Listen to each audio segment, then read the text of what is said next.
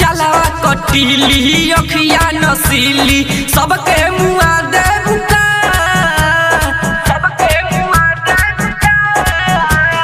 चलवा कटीली अखिया नसीली सबके मुआ दे बुका, एगोरा को रतवल हिला दे बुका, समर को बेतिया हिला दे बुका, एगोरा को रतवल हिला दे बुका, समर को बेतिया हिला दे बुका,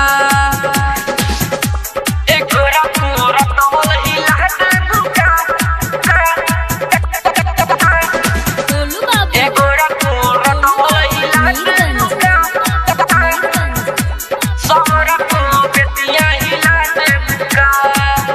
बेतिया के शान बड़ू लोगवन के जान हो, तोहरे पफिदा हुए पूरा अहिरान हो, पूरा अहिरान हो।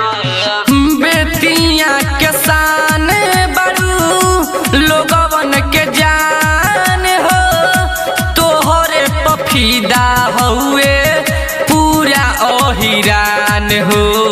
उठवा के लाली जवानी के पानी सबके पिला दे बुका, उठवा के लाली जवानी के पानी सबके पिला दे बुका, एगोरा को नवलपुर हिला दे बुका, समर को रतवल हिला दे बुका, एगोरा को नवलपुर हिला दे बुका, समर को रतवल हिला दे बुका, एगोरा को रतवल हिला दे बुका,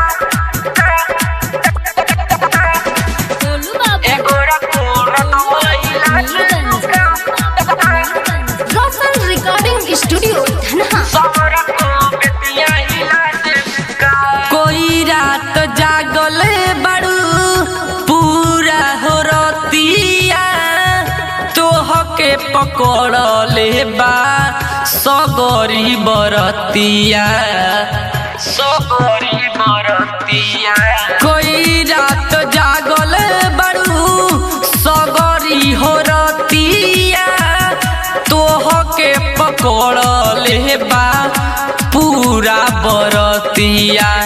राइटर सुधांशु पांडे अंकुश के जियते मुआ दे बुका, राइटर सुधांशु बोनी अंकुश के जियते मुआ दे बुका, एगोरा को रतवल हिला दे बुका, सवर को बेतिया हिला दे बुका, एगोरा को रतवल हिला दे बुका, सवर को बेतिया हिला दे बुका।